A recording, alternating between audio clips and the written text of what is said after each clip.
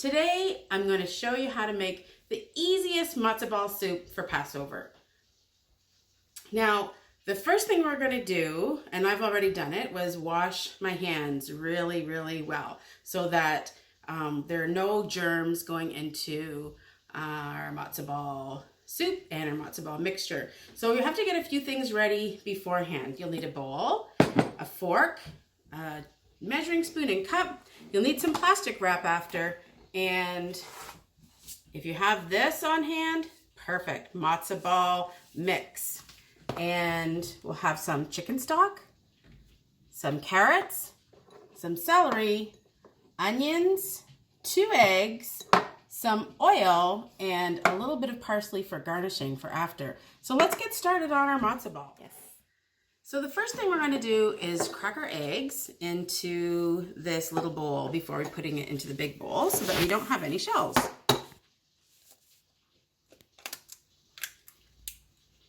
There's 1. And 2.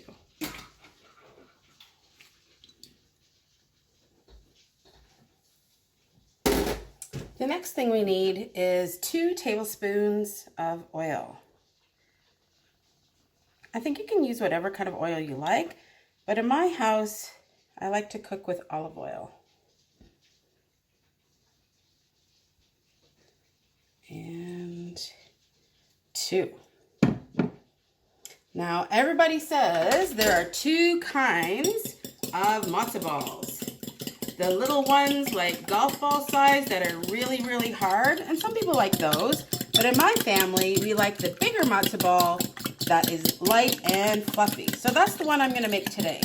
And one of the tricks about making light and fluffy matzo balls is to beat your eggs in your oil really, really well. Because after we add the matzo ball mix, we have to make sure to mix it very gently. Okay, so I think we're getting a lot of bubbles. Can you see there's a lot of bubbles in our egg mixture? That's going to help us have a light and fluffy matzo ball. Okay. One of the other tricks I learned from matzo ball makers is to use a fork to mix the matzo ball mix in with your wet mixture. And that helps it to stay light and fluffy as well. So for this recipe, we need a 1/2 cup of matzo ball mix. All right.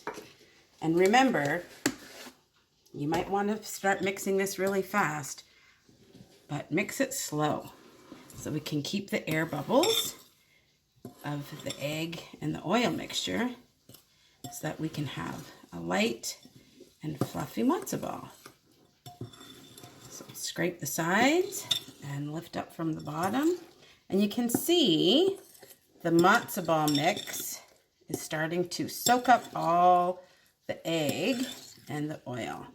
So we want to mix it together, but of course gently.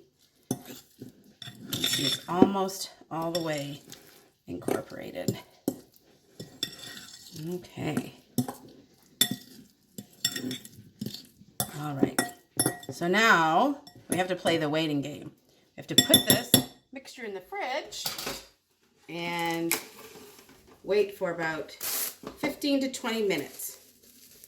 So we'll cover it with some plastic wrap and put it in the fridge.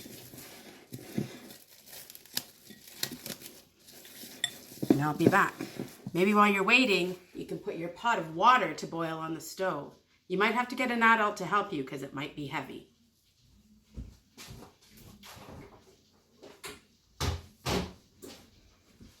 See you in 15 minutes. Hi everybody. Well, it's been 15 minutes and our matzo ball mix has been in the refrigerator. And you can see here, now it's really, really thick and it's ready for us to make some matzo balls. So the easiest way for me to make a matzo ball light and fluffy is to put a little bit of oil on your hands so that it doesn't stick. Oops, that's a little bit too much. Just gonna pour that out. And you can use a spoon now.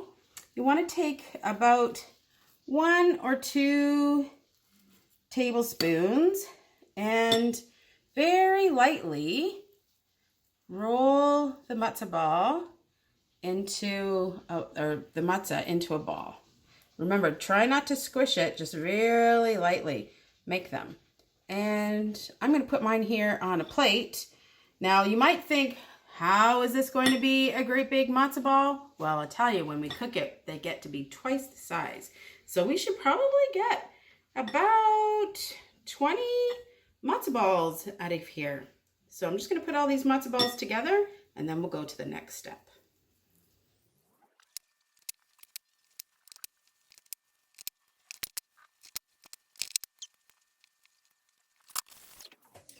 All right, everybody, I underestimated because our matzo ball mix made 11 matzo balls.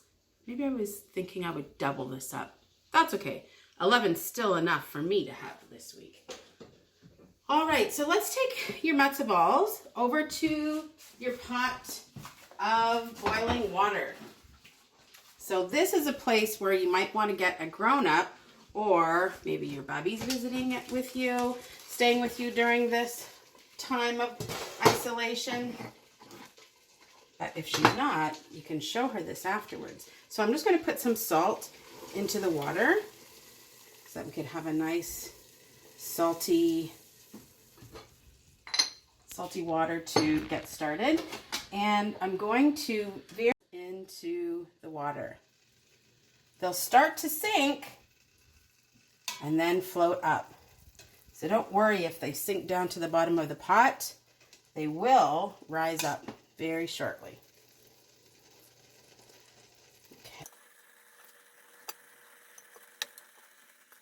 Okay, you can see that the matzo balls are all in the pot and they floated up to the top. So now we want to put the cover on and leave them there for 30 minutes.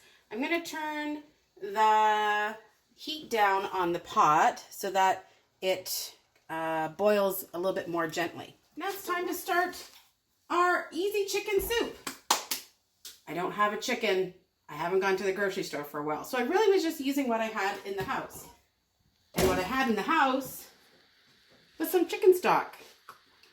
So I'm just going to pour this into a separate pot.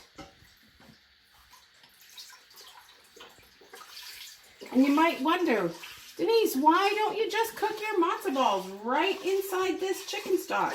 Well, I'll tell you, if you do that, you might have a little bit of cloudy chicken soup.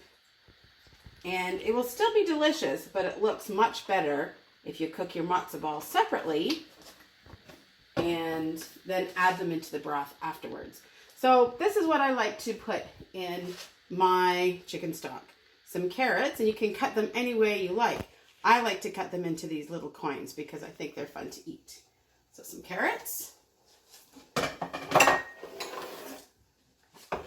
a little bit of celery, and a little bit of onion. If you don't like onion, you can leave it out, but trust me, they're little tiny pieces and it will make your matzo ball soup taste delicious. That might also be something you want grown up or an older sibling to help you with, because you'll need a sharp knife to do that. So I'm just going to stir this all up and turn this on to cook while the matzo balls cook. So I'm going to put the lid on here and I'll be back in 30 minutes. Hi everyone. So our 30-minute timer just went off, so that means our matzo balls are ready. And I took a look at our chicken soup, our easy chicken soup. It also is ready. The carrots are all cooked. So this is very steamy, so it will be very, very hot. So you might want to get an adult to help you with this. So take a look. Take a look at our matzo balls. They're so big. They're twice as big as they were before. So I'm going to drain the water off. If you have a spoon that has little slots in it. It's called a slotted spoon. This will be easier so you don't put any of your matzo water into your soup. But you can take your matzo balls out, just drip off any excess water and put them into your soup. Just do one more so that you can see what it looks like. So here's our pot of matzo ball soup. It looks so delicious. So I'm going to take a scoop of soup. Maybe a little bit more. I'm hungry this afternoon. And I think I'm ready to have 2 matzo balls. Look how big they are. So big and fluffy. So I have a little bit of greenery from my celery.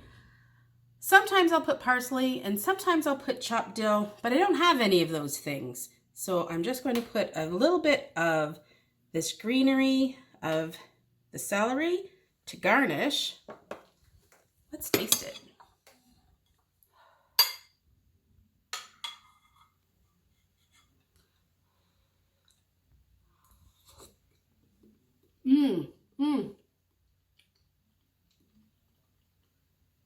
So fluffy, so tasty. We did a great job. Chag Sameach, everyone. Happy Passover.